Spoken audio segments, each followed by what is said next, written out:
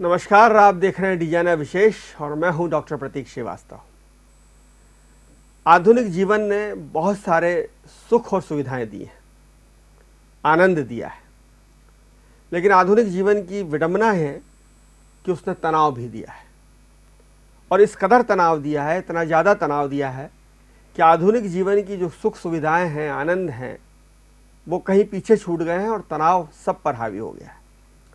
हमारे जीवन में जो आनंद है आधुनिक जीवन के कारण, वो हम इसलिए नहीं उठा पाते क्योंकि हम तनावग्रस्त हैं। आज विश्व की सबसे बड़ी समस्या अगर कोई है तो निश्चित रूप से वो स्ट्रेस मैनेजमेंट है, तनाव प्रबंधन है। व्यक्ति के पास सब कुछ होते हुए भी कुछ भी नहीं है, और नहीं होते हुए भी सब कुछ कैसे हो सकता है, इसी का नाम तनाव प्रबंधन है या स्ट्रेस मैनेजमेंट है। मेरे खास मेहमान हैं डॉक्टर पीयूष श्रीवास्तव, जो स्ट्रेस मैनेजमेंट के विशेषज्ञ हैं। डॉक्टर पीयूष वैसे तो सर्जन हैं, खास तौर पर कैंसर के सर्जन हैं और संजय गांधी मेडिकल कॉलेज रीवा में प्रोफेसर हैं। लेकिन उनकी खासियत यह है, उनकी विशेषता यह है कि वे भारतीय अध्यात्म, भारतीय सनातन धर्म, भारतीय संस्कृति के साथ विज्ञान को जोड़कर अपनी बात कहते हैं। विश्व भर में उनके प्रेजेंटेशंस होते हैं, उनके व्याख्यान होते हैं, खास करके विज्ञान के विद्यार्थियों के बीच में, विज्ञान के स्टूडेंट्स के बीच में, वैज्ञानिक संस्थाओं में और मेडिकल कॉलेज में, मेडिकल संस्थाओं में वे अपने व्याख्यानों के लिए जाने जाते हैं। खासकर इस बात के लिए कि वो ये बताते हैं कि भारतीय संस्कृति, भारतीय सभ्यता, भारतीय अध्यात्म और विज्ञान लगभग एक ही है। हमारे विज्ञान में जो कुछ आज बताया जा रहा है वो सदियों पहले हमारे धर्म ग्रंथों में लिखा हुआ है, धर्म ग्रंथों में बताया जा चुका है।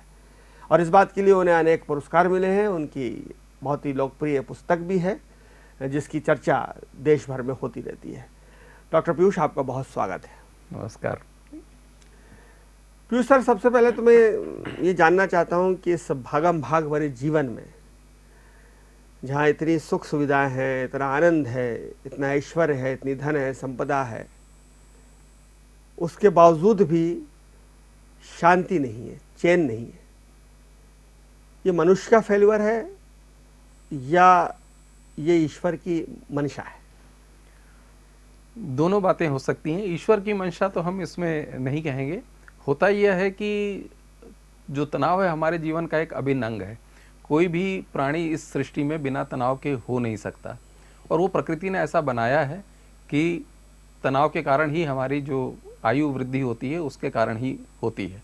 उसको भी हम आगे और स्पष्ट करेंगे। मतलब टेंशन में रहने से उम्र बढ़ती है? उम्र बढ़ती है। इस दृष्टि से टेंशन अच्छी चीज़ है। ऐसा भी कह सकते हैं। और एक प्रसिद्ध एक वैज्ञानिक है, उनका तो यह तक कहना है कि यदि स्ट्रेस खत्म हो जाए, शून्य हो जाए, तो व्यक्ति अमर हो जाएगा। लेकिन ऐसा संभव नहीं है, स्ट्रेस शून्य हो नहीं सकता। वैसे अमर होना भी चाहता नहीं है कोई, अमर होना कोई चाहता भी नहीं। लेकिन महत्वपूर्ण बात यह है कि अभी समस्या इसलिए ज़्यादा हो गई है। एक तो जो उन्नति और सफलता की जो हमारी महत्वाकांक्षाएं हैं, जो हमारी अंधा दौड़ अभी शुरू हो गई है, उसके कारण बहुत ज़्यादा हमारे जीवन में तनाव उत्पन्न हो रहे हैं। महत्वपूर्ण बात एक है जो समझना ये है कि हम बहुत सारी जो समस्याएं हैं जो हमारे जीवन में तनाव उत्पन्न करती हैं, हम अभी उनको पहचान ही नहीं पा रहे हैं। एक आप उदाहरण से देखें, एक सामान्य मनुष्य जब कोई बहुत बड़ी कोई दुर्घटना हो जाए, जैसे परिवार में किसी की मृत्यु हो जाए या किसी का तलाक हो जाए या कोई घायल हो जाए, दुर्घटना हो जाए, तभी वो समझता है कि जीवन अब तनाव में आ गया, या किसी की नौकरी चली जाए, कोई प्रिय व्यक्ति गंभीर रोग से ग्रसित हो जाए। लेकिन अगर हम गहराई से देख के सोचें, अगर हम इसको सामान्य अर्थों में अगर लें, तो ऐसा समझिए कि जैसे अगर ये 100 किलो का एक स्ट्रेस है हमारे शरीर पर, तनाव है, लेकिन कितने लोग हैं जीवन में जिनको एक इस तरह का स्ट्रेस आता है? बहुत लोग हैं जिनको इस तरह का कोई स्ट्रेस पूरे जीवन में नहीं आता। बहुत सारे लोग हैं जिनको शायद कभी कभार जीवन में एक आध बार इस तरह का स्ट्रेस आता होगा। महत्वपूर्ण ये जानना है कि हम सब के जीवन में प्रतिदिन 1-1 किलो के सैकड़ों स्ट्रेस आते हैं, जिनका योग जो है उस 100 किलो के स्ट्रेस से ज्यादा हो जाता है। समय पे बस पकड़ने का स्ट्रेस है, हाँ, समय पे ऑफिस पहुंचने का स्ट्रेस है कि वो बैरियोमेट्रिक जो है वो लगी हुई है, थंब लगाना है। हाँ, ये भी अपने आप में एक बड़ा स्ट्रेस है। सुबह 7:20 पे जो आता है कि ये आपको अपने कॉलेज जाकर लगाना है। बिल्कुल बिल्कुल बिल्कुल, आपने ठीक कहा। तो इस तरह के छोटे छोटे स्ट्रेस बहुत सारे हमारे जीवन में प्रतिदिन आते हैं, और जिनका योग हो सकता है कि उस एक बड़े स्ट्रेस से भी ज़्यादा हो। लेकिन अभी क्या है समस्या कि हम उनको स्ट्रेस के रूप में आइडेंटिफाई नहीं कर रहे हैं। तो चूंकि स्ट्रेस के रूप में आइडेंटिफाई नहीं कर रहे हैं इसलिए हम उनको गंभीरता से लेते नहीं हैं, लेकिन उनका योग जो है वो हमारे जीवन पे प्रभाव डाल रहा है। तो महत्वपूर्ण ये है कि हमको ये समझना है कि जो बड़े स्ट्रेस हैं वो तो अपनी जगह है ही हैं, कुछ छोटी छोटी बातें हैं जो हमारे जीवन में बहुत ज़्यादा तनाव उत्पन्न कर रही हैं और उनसे जैसे हम बच कौन भी सी सकते छोटी हैं। बातें? जैसे हमारे शरीर में जो तनाव उत्पन्न करने वाले जो कारण हैं उनमें से कुछ सामान्य कारण ऐसा हो सकता है, एक हम लोग बोलते हैं फिजियोलॉजिकल स्ट्रेस। फिजियोलॉजिकल स्ट्रेस मतलब हमारे जो शरीर की एक फिजियोलॉजी होती है जिसके अनुसार शरीर कार्य करता है, अगर वो डिस्टर्ब हो जाए या उसको हम परिवर्तित करने की कोशिश करें तो हमारा शरीर तनाव में आ जाता है। एक सामान्य उदाहरण है, एक अच्छी मूवी आ रही है, हम देर रात तक जगकर टीवी देखते हैं या मूवी देखते हैं। सुबह क्रिकेट मैच देखना है, हम अलार्म लगा के जल्दी सुबह सो के उठ जाते हैं और फिर उसके बाद मैच देखते हैं। तो जो हमारे सोने का समय है, जागने का समय है, वो हमारी फिजियोलॉजी है, उसको हमने डिस्टर्ब किया। खाने का ऐसे है, हमारा जो खाने का समय है, सोने का समय है, इस तरह की जितनी भी हमारी जो दैनिक क्रियाएं, जो फिजियोलॉजी है शरीर की, जब हमारे शरीर को उनकी आवश्यकता है, जब भूख की आवश्यकता है या नींद की आवश्यकता है या प्यास की आवश्यकता है, हम उनसे दूर हो रहे हैं धीरे धीरे, क्योंकि हम कई बार ऐसा होता है कि हमें सुबह जल्दी उठना है तो उस चक्कर में हम रात भर सो ही नहीं पाते हैं। बिल्कुल ऐसा होता है और हम उसको स्ट्रेस के रूप में लेते नहीं है, लेकिन वो हमारे शरीर पर तनाव फ्लाइट डाल अगर रहा है। 4:30 बजे की है तो आप को 3 बजे आपको उठना, तो आप सो ही नहीं पाओगे। बिल्कुल बिल्कुल, और ये हमारे शरीर पर तनाव डालता है, जिसकी ओर हमारा कुछ ध्यान ही नहीं जाता। तो सबसे पहली चीज़, जो सबसे महत्वपूर्ण बात वो ये कि जो बेसिक हमारी जो शरीर की आवश्यकताएं हैं, जो हमारी शरीर की फिजियोलॉजी है, उससे हमको दूर नहीं जाना है। जितना हम अपने प्रकृति के समीप रहेंगे उतना ज़्यादा हम तनाव मुक्त रहेंगे। तो ये एक सामान्य है। मैं ये आपसे जानना चाह रहा था कि चूंकि आप तो डॉक्टर हैं, कल आपका इंदौर के एक बड़े अस्पताल में, मेदांता हॉस्पिटल में स्ट्रेस मैनेजमेंट पर व्याख्यान भी था डॉक्टरों के बीच में, नर्सिंग स्टाफ के बीच। जी हाँ। तो अपना एक मनुष्य को स्ट्रेस जो है वो अपनी जगह पे, लेकिन डॉक्टर्स को क्या मरीजों की बीमारी को लेकर, मरीजों की मौत को लेकर, मरीजों की परेशानी को लेकर भी स्ट्रेस होता है? हाँ बिल्कुल, और इस दृष्टि से अगर हम देखें तो डॉक्टरों को जो स्ट्रेस है वो सामान्य जो मनुष्य हैं उनकी तुलना में हम कह सकते हैं कि थोड़ा ज़्यादा स्ट्रेस होता है। उसका एक कारण ये है कि एक तो अभी जिस तरह से हम देखें कि समाज में रोग बढ़ते जा रहे हैं, उसको अगर हम देखें तो डॉक्टरों के ऊपर वर्कलोड तो बहुत ज़्यादा होते ही जा रहा है। तो एक अपने आप में एक फिजिकल स्ट्रेस, जो हमने बोला अगर हम अपनी क्षमता से ज़्यादा कार्य कर रहे हैं तो भी हमारे शरीर के लिए वो एक स्ट्रेस है। तो एक वर्कलोड ज़्यादा होना तो अपने आप में स्ट्रेस डाल ही रहा है। उसके साथ में वो प्रतिदिन इस तरह की जो केसेस हैं उनको डील कर रहे हैं, उनको देख रहे हैं, जिसमें गंभीर रोग से ग्रस्त लोग हैं, दुर्घटनाओं वाले लोग आ रहे हैं, या साथ में उनको कई बार ऐसी भी चीज़ें देखने को मिलती है कि जैसे परिवारजन साथ नहीं दे रहे हैं या कोई और बातचीतें हो रही हैं। एक यंग पेशेंट मर गया जिसकी 2 साल की बच्ची है। जी हाँ, जी हाँ। तो इस तरह के केसेस जब रोज देखते हैं तो निश्चित रूप से उसका तनाव, मतलब वर्कलोड भी ज़्यादा और होना। दूसरा ये भी है कि पूरी बॉडी ऑपरेशन थिएटर में खुली पड़ी है, डॉक्टर ने खोल रखी है और सारा उसकी जान, उसकी धड़कन डॉक्टर साहब के हाथ में है, और तो वो भी एक तनाव है कि अगर मेरे से कुछ जरा सी भूल हुई तो ये चला जाएगा। बिल्कुल सही बात है। एक मेजर सर्जरी एक सर्जन के लिए बहुत बड़ा स्ट्रेस होती है, और अगर खासकर अगर उसको उसकी, जैसा आपने बोला कि जीवन बचाने का उसमें अगर निर्णय लेना हो तो बहुत बड़ा स्ट्रेस होती है, और वो पूरा शरीर पर उसी तरह का दुष्प्रभाव डालती है जैसा एक गंभीर तनाव डालता है। तो इसलिए सामान्य अगर हम लोगों से तुलना करें तो निश्चित रूप से डॉक्टरों को थोड़ा सा स्ट्रेस ज़्यादा होता है। क्या डॉक्टर साहब हमने सुख की, आनंद की परिभाषाएं बदल दी हैं, या हम सही परिभाषा जानते नहीं सुख की, आनंद की, इसलिए हम तनाव में? हमने सुख के मानदंड ये बना लिए कि हमारे पास एक बड़ा बंगला होना चाहिए, बड़ी कार होना चाहिए, खूब सारा बड़ा बैंक बैलेंस होना चाहिए, 6-7 अंकों में हमारी सैलरी होनी चाहिए, सुंदर पत्नी होना चाहिए। या हमने आनंद की ये परिभाषा डाल ली कि हम पूरा यूरोप घूम रहे हैं, बड़े बड़े पर्यटन स्थलों पर जा रहे हैं, रात में खूब देर तक पार्टियां कर रहे हैं, सुबह आराम से उठ रहे हैं। या ये परिभाषाएं हमने बना ली इसलिए तनाव है, या परिभाषाएं हमारी गलत है इसलिए तनाव है, या वास्तव में हम सुख और आनंद की सही परिभाषा नहीं जानते, सही सुख और सही आनंद नहीं जानते? ये यहाँ पर ही स्ट्रेस मैनेजमेंट में थोड़ा सा अध्यात्म साथ में जुड़ता है, जो हमको समझना बहुत महत्वपूर्ण है। वर्तमान समय में हम भौतिक सफलताओं की दौड़ में इतना ज़्यादा पागल हो चुके हैं कि हमारे लिए वही महत्वपूर्ण हो गई हैं। हमारे लिए हमारे जीवन का जो आनंद है वो सेकेंडरी हो गया है। हम भौतिक कामनाओं की ही दौड़ में लगे हुए हैं और वही हमारे लिए प्रमुख स्थान रखता है। और जब वो कामनाओं की पूर्ति नहीं होती है, जैसे भगवान श्री कृष्ण श्रीमद् भगवद गीता में कहते हैं, तो उससे बहुत सारी समस्याएं उत्पन्न होती हैं। क्या कहते हैं भगवान श्री कृष्ण? भगवान श्री कृष्ण के जैसा एक बहुत प्रसिद्ध श्लोक है जो श्रीमद् भगवद गीता का हम सब पढ़ते आ रहे हैं कि कर्मण्येवाधिकारस्ते मा फलेषु कदाचन मा कर्मफल हेतु भूर्मार्ते संगोस्त्व कर्मणि। उसमें भगवान कृष्ण ने यही कहा कि हमारा सिर्फ कर्म पर अधिकार है, फल पर हमारा अधिकार नहीं है। लेकिन भगवान कृष्ण तो वो एक निराशावादी बात है, उन्होंने भी कहते हैं कि आप क्या लेकर आए हो, क्या छोड़कर जाओगे, क्या ले जाओगे, जो था वो यहीं से लिया, जो था तुम्हारा था ही नहीं। तो वो भी एक निराशा भाव भी पैदा करता है, अगर हम पलायनवादी बनाता है। इसलिए मैं चाहता हूं और लोगों से भी मैं उम्मीद करता हूं कि वे थोड़ा सा श्रीमद् भगवद गीता का अध्ययन करें।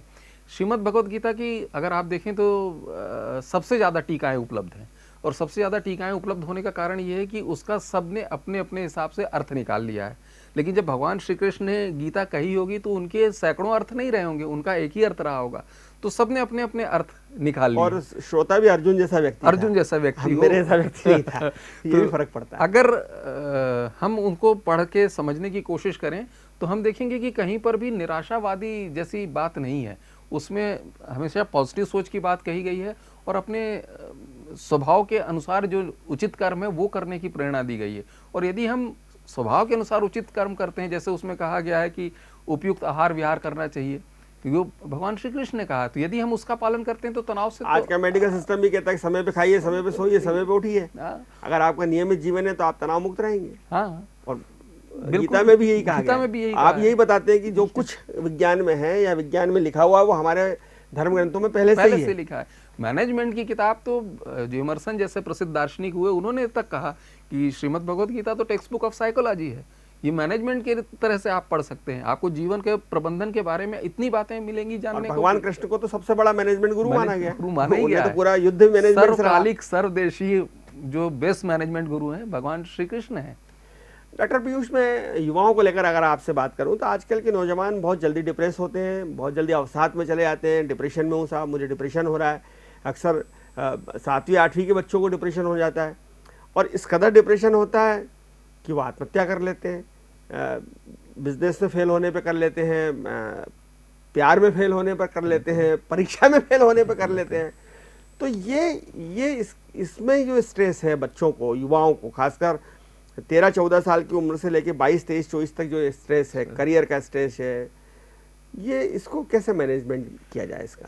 इसका एक तो सबसे पहला कारण है कि मैं ऐसा देख रहा हूँ कि बच्चों को बचपन से ही हम उस रैट रेस में, एक चूहा दौड़ में लगा देते हैं कि तुमको ये बनना है, तुमको टॉप करना है, तुमको IIT क्लियर करना है, तुमको IIM क्लियर करना है, तुम्हारे सामने ये हम बड़े बड़े टारगेट्स उनके सामने लगातार एक प्रोग्रामिंग जैसी करते जा रहे हैं, से बहुत ज़्यादा है, और लगातार हम उनके ऊपर दबाव डालते हैं और वो बच्चा मानसिक रूप से भी दबाव में रहता है।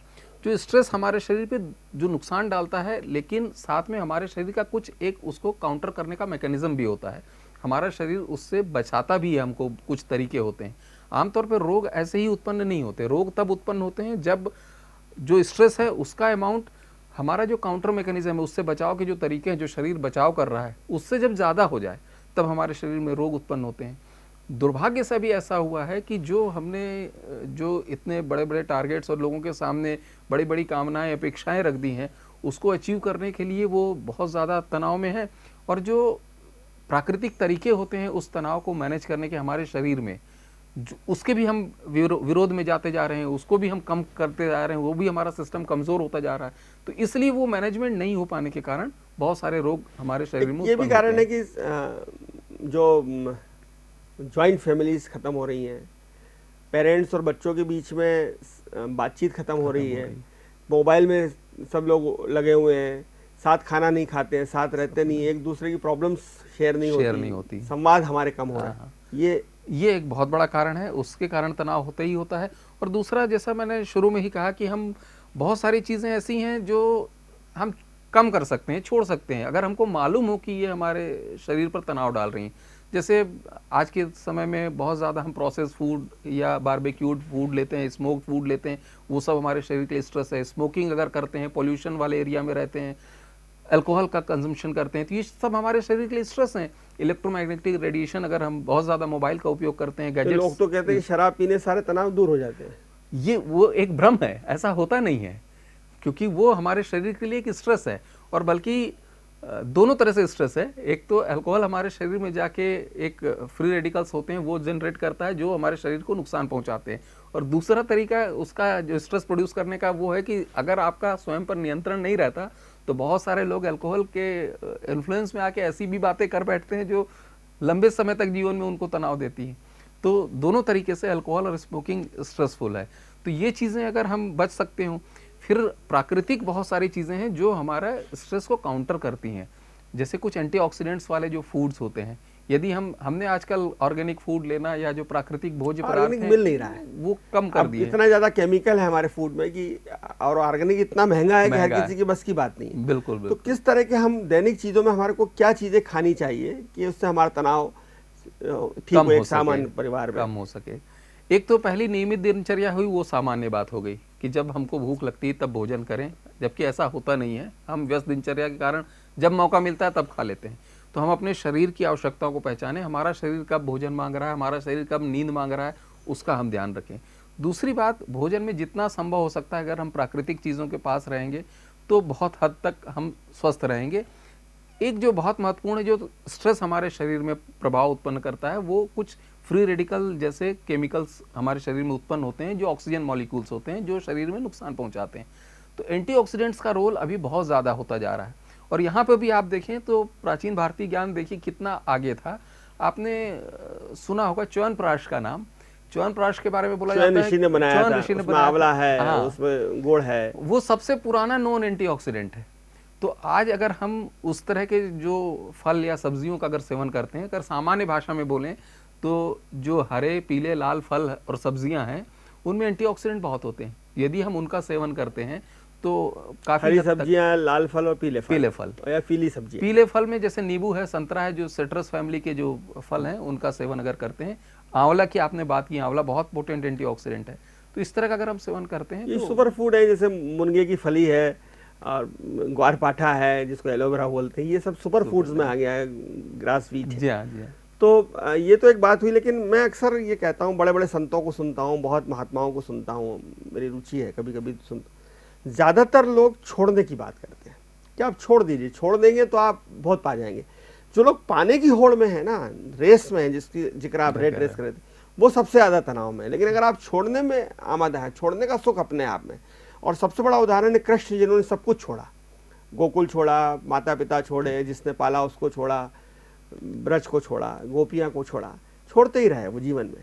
तो छोड़ना इतना आसान नहीं होता। क्या स्ट्रेस मैनेजमेंट के लिए ज़रूरी है कि हम त्याग करना सीखें?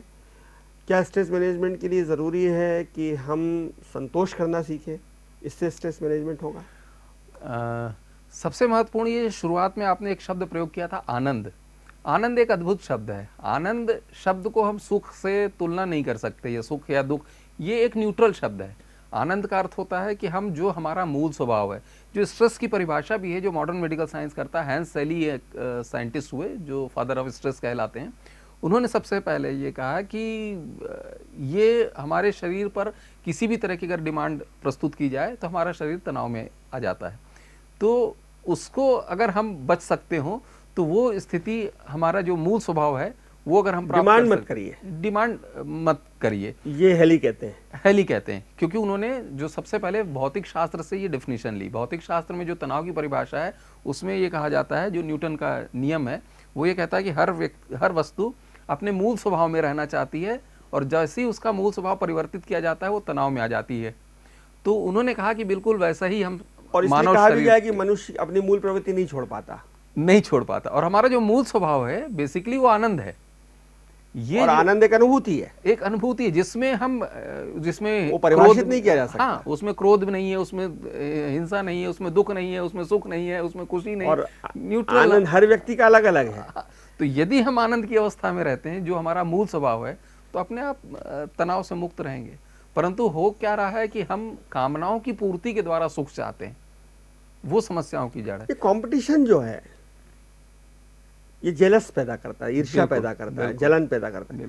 और वो इसकी शर्ट मेरी शर्ट से सफेद क्यों, ये वाला जो भाव है, क्या ये सबसे बड़े तनाव का कारण है? हाँ, ये तनाव का कारण है, और हम इसमें इतना ज्यादा फंस चुके हैं कि हम अपने अंदर की अपनी क्षमताओं को नहीं पहचान रहे हैं। ईश्वर ने इस सृष्टि में जितने लोग बनाए हैं, सबको कुछ गुण, कुछ क्षमताएं, कुछ विशेषताएं दी हैं। आदर्श स्थिति ये होगी कि हम अपनी गुणों को, अपनी क्षमताओं को पहचानें और उनको विकसित करने की कोशिश करें, ना कि हम दूसरे से तुलना करें। पर होता यह है कि समय के साथ हम देखते हैं कि इस समय जो चल रहा है और जो आगे है, हम उससे अपने को तुलना करने की कोशिश भाई करते भाई हैं। में होड़ है। शुजालपुर में 11वीं में पढ़ने वाले 2 भाइयों में से एक भाई के 3-4% ज्यादा आ गए, दूसरे भाई ने आत्महत्या कर ली, सगे भाई। बिल्कुल बिल्कुल। कि हमने जब एक स्कूल में पढ़ा, एक किताब से पढ़ा, एक टीचर से पढ़ा, एक जैसा पढ़ा, तो इसके 3% ज्यादा कैसे आ गए? ये समाज का या तनाव का कितना बड़ा उदाहरण है। ये इसमें बहुत हद तक मुझको ऐसा लगता है कि पेरेंट्स का भी रोल है कि उनको बच्चों को शुरुआत से ही एक तो इस अंधी दौड़ में लगाना नहीं चाहिए।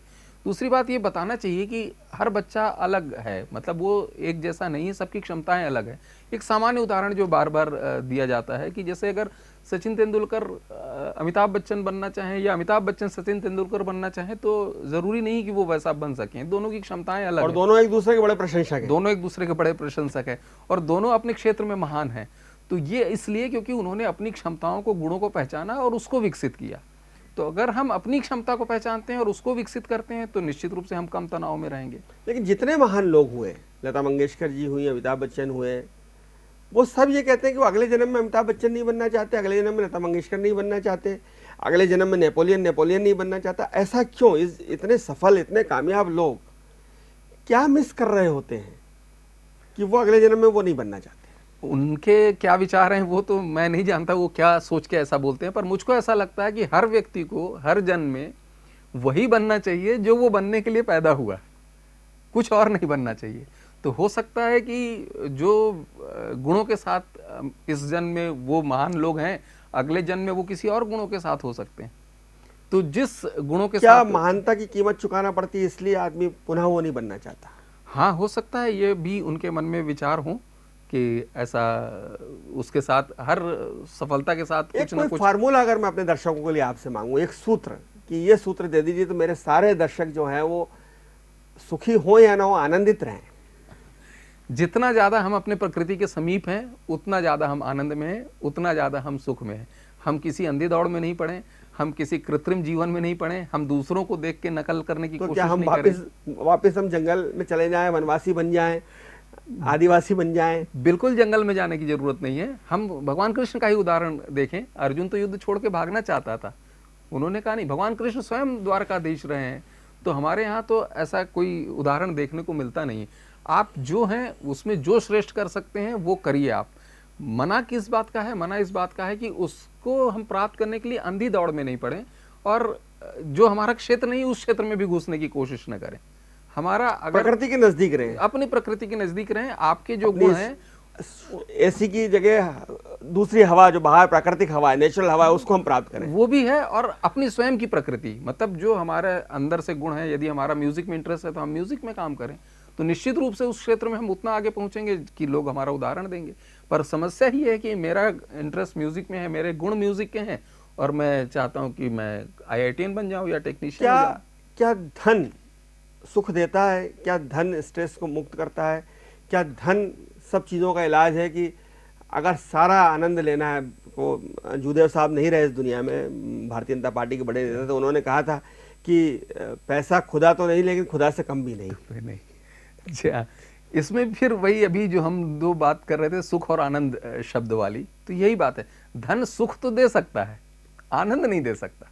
सुख मतलब धन से हम मटेरियलिस्टिक सुविधाओं की चीजें, AC खरीद लीजिए, बड़े घर खरीद लीजिए, बड़ी गाड़ियां खरीद लीजिए, ये तो हमको मिल सकती हैं, पर आनंद नहीं मिल सकता। तो बिस्तर है, नींद नहीं मिल सकती, खाना है, भूख नहीं मिल सकती। तो महत्वपूर्ण ये है, कि हम आनंद प्राप्ति में लगें। धन और सुख तो फिर सेकेंडरी चीजें हैं, वो आएंगी ही। जिंदगी बड़ी है या कैरियर बड़ा है? निश्चित रूप से तो हमारे लिए यही सोचना महत्वपूर्ण है। अक्सर क्या हो रहा है कि हम करियर की दौड़ में जो बात कर रहे हैं इतना ज़्यादा फंस चुके हैं कि ज़िंदगी को नेग्लेक्ट कर रहे हैं। लेकिन ज़िंदगी से कैरियर बड़ा नहीं होता है। कैरियर हमारी ज़िंदगी के लिए है। बहुत सारे जो छात्र हैं, मैं उनसे यही कहना चाहता हूँ कि पहले ये सोचिए कि कैरियर के लिए ज़िंदगी है या ज़िंदगी के लिए कैरियर है। ये सोच के निर्णय लीजिए, क्योंकि ज़िंदगी से बड़ा कुछ भी नहीं हो सकता। तो लाइफ फर्स्ट, उसके बाद सारी चीज़ें। बहुत धन्यवाद डॉक्टर पीयूष श्रीवास्तव, आपका बहुत ही महत्वपूर्ण, बहुत ही ज्ञानवर्धक, बहुत ही गूढ़ रहस्य की बात आपने की है। निश्चित रूप से डॉक्टर साहब का कहना है कि अगर हम होड़ से बाहर आ सकें और प्रकृति के नज़दीक जा सकें, न केवल नेचर बल्कि हमारा अपना भी जो नेचर है उसके नज़दीक अगर हम जाएंगे, त्यागने की भावना को अगर हम पैदा करेंगे अपने आप में और पाने से ज़्यादा छोड़ने की आदत डालेंगे, तो हम सुखी हो या ना हो आनंद में ज़रूर रहेंगे। बहुत बड़ा अंतर है सुखी होने में और आनंदित होने में। हमारी कोशिश ये होनी चाहिए कि हम आनंदित रहें। दुर्भाग्य से पैसा सुख दे सकता है, आनंद नहीं। इसलिए पैसे से ज़्यादा महत्वपूर्ण है परमानंद, और परमानंद आता है प्यार से, स्नेह से, त्याग से, अपने आप को समझने से, अपने सामने वाले को समझने से। देखते रहिए डिजाइनर न्यूज़, खबरों का सिलसिला जारी है, जारी रहेगा। नमस्कार, धन्यवाद।